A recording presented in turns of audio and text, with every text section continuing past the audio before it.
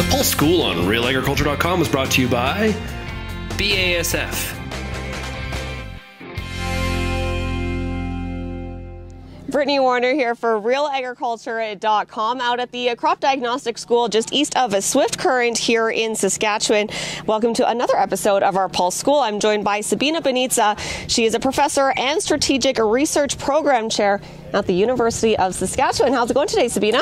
It's going very well. We have nice weather, loads of people who are interested in pulse diseases. I know, a sold out event, and again, we are having some really awesome weather here.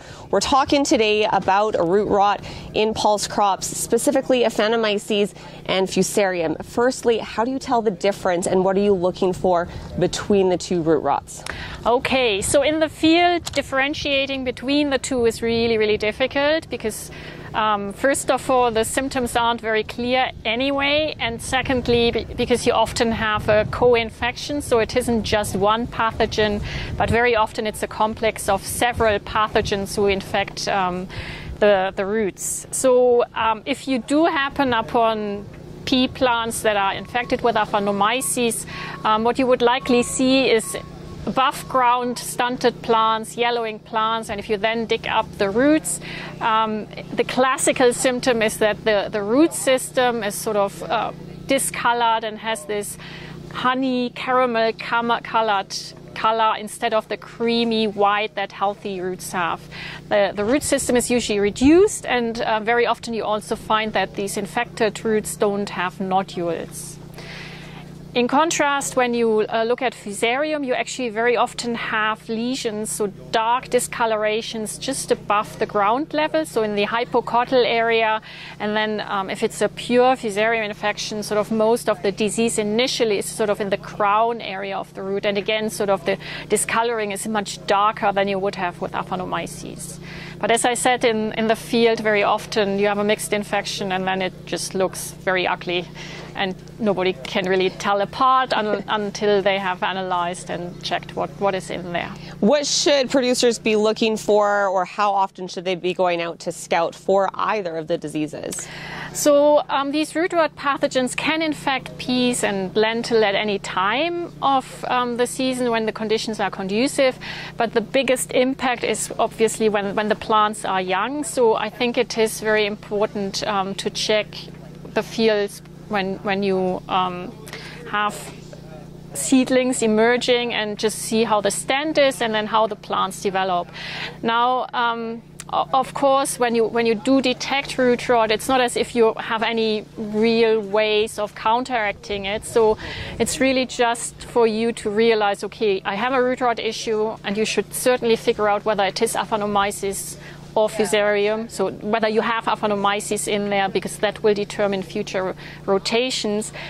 And then I guess the identification of these pathogens is more sort of a tool to going forward to plan rotations and not to run into other root rot disasters again. How do your rotations vary if it's fusarium versus Aphanomyces? So with the fusariums, the rotations are probably less effective because these pathogens are just sort of have a much broader host range. So you can't really easily break the disease cycles with different crops.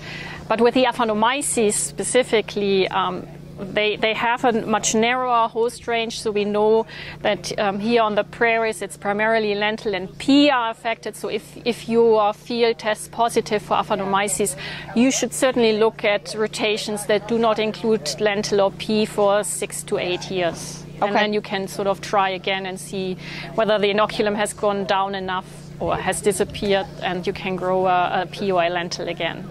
Okay, and what are we looking at as far as prime conditions for either of these root rots to come up? Is it primarily moisture? Are there other conditions that affect the outcome? Yeah, so the Aphanomyces specifically is sort of maybe more adapted to wet condition. So that's why we really sort of discovered this disease during the wet years 2012 to 2016, right? That's when this topic really emerged.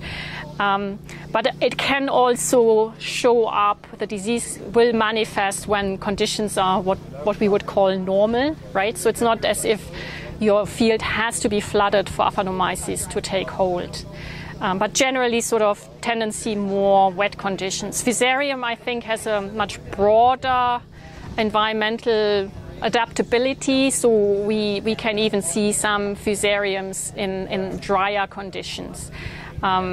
And while sort of part of this fusarium root rot, or this root rot complex is that while sometimes Aphanomyces may be the first one, and then even if conditions aren't perfect for fusarium, because the root is already weakened, fusarium goes in there as well.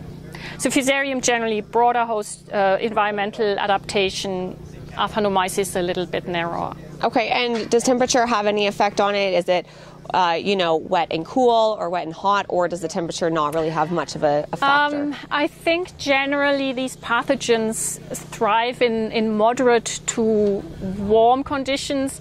In environments like last year where we had extremely hot conditions, I think you probably see less Aphanomyces but more fusarium, and then actually a few other pathogens we normally don't see or can be detected. So I think extreme heats like 35 degrees is not good for these pathogens. But I mean, it's not good for peas or lentil either. So I was going to say, then you bring on a whole other host of problems, yeah, right? Yeah, you have a lot of other issues then as well, yes. Obviously, Aphanomyces is becoming a big problem for lentil growers. What is being done in the way of research for varieties to be resistant against Aphanomyces? Yeah, so with the lentil we are sort of behind in comparison to the peas, but in the peas we had the advantage of sort of borrowing expertise and materials from colleagues abroad. In the lentil we have to do all the legwork, so we have screened germplasm, we have identified good partial resistance in a fairly closely related species of lentil,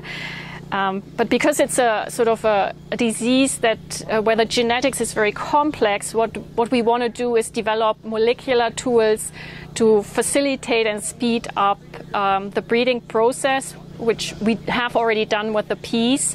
And so we are right now at the stage where we develop these molecular tools, and then hopefully very quickly we can move the resistance into the cultivated species. But I mean, with the pea we hope to have some varieties with partial resistance in 3-4 years. With lentil it's probably more than double of that, because we're still doing the groundwork, unfortunately. All right. So in the meantime, I mean, keep an eye on those roots, and of course, implement the proper crop rotations to avoid, consistent outbreaks. Yes, and I sort of want to emphasize again, if you do have root rot, it's certainly valuable to get some testing done just to confirm whether you have Aphanomyces or whether you only deal with fusarium, because the Aphanomyces is the one that is sort of more resilient in the soil but can be very devastating. Okay. Great. Thanks so much for joining us today, Sabine. You're most welcome.